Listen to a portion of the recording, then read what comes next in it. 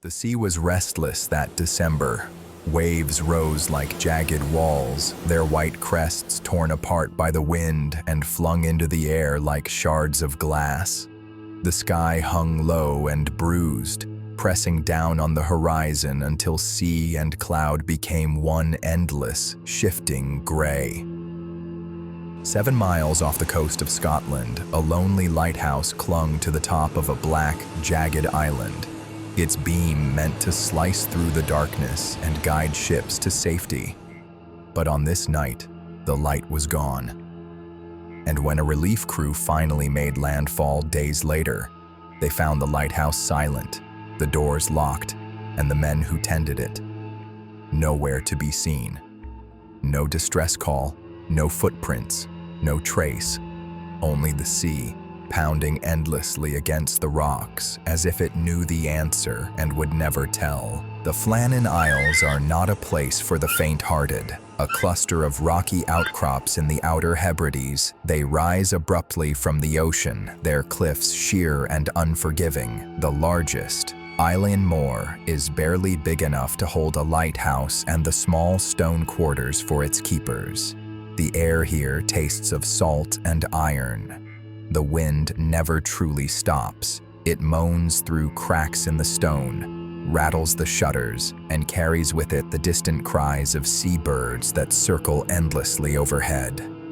Built in 1899, the Flannan Isles Lighthouse was a triumph of engineering, a beacon against the treacherous waters of the Minch. But for the men stationed there, it was a prison of isolation.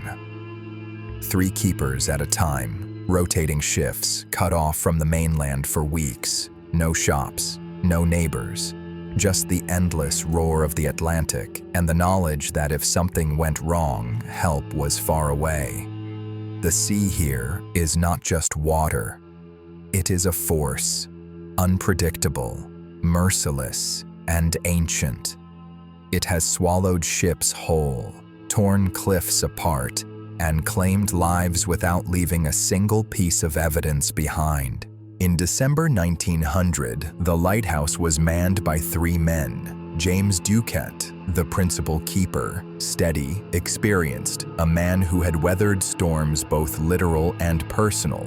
His hands were calloused from years of work, his face lined by wind and salt. Thomas Marshall, the second assistant, younger, diligent, but known for his cautious nature. He kept meticulous notes in the logbook, recording not just the weather, but the smallest changes in routine.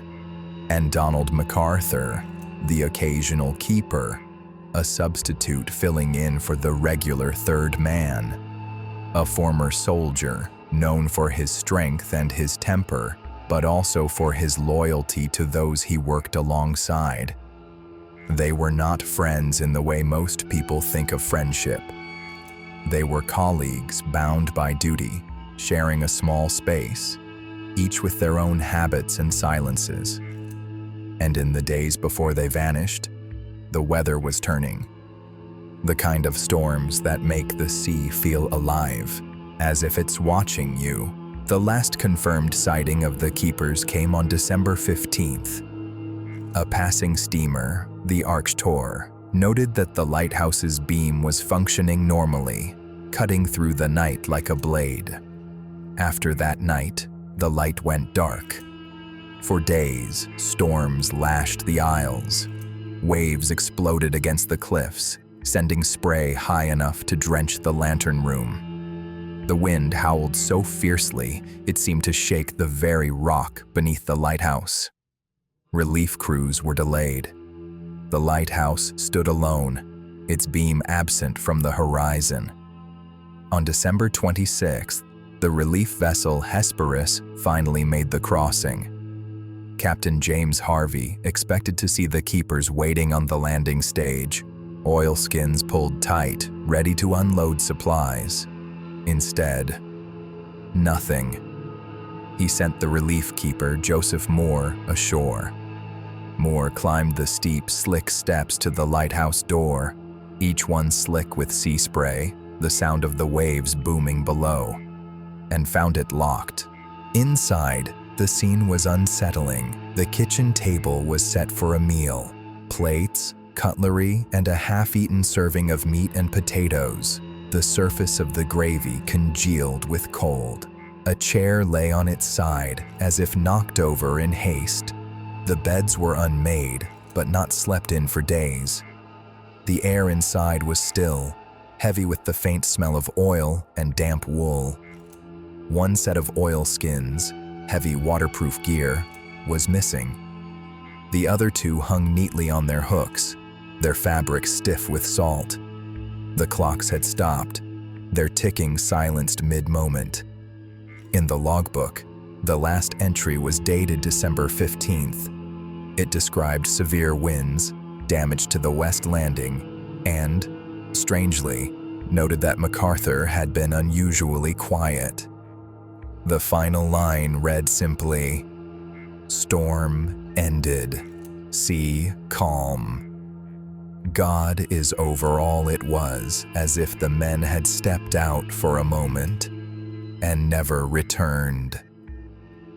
The official investigation suggested a tragic accident. The west landing had been damaged by waves. Perhaps 2 men went out to secure equipment during the storm.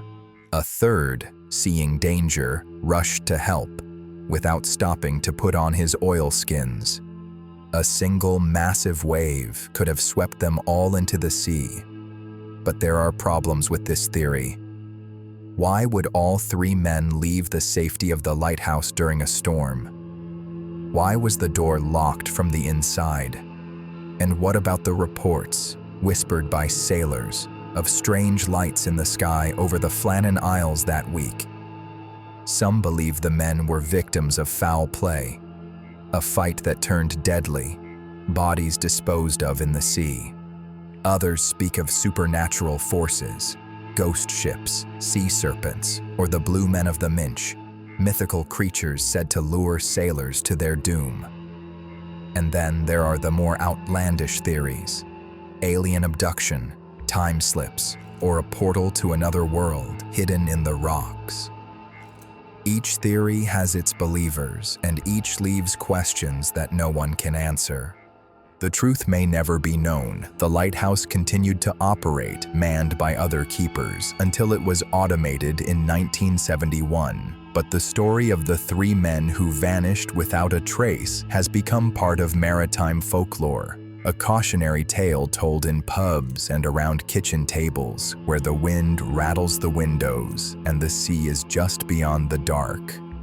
In 1912, poet Wilfred Wilson Gibson wrote, "Yet, as we crowded through the door, we only saw a table spread for dinner, meat and cheese and bread, but all untouched, and no one there. Over a century later, the table is gone, the beds are empty, and the sea still pounds the rocks. Somewhere out there, the answer waits.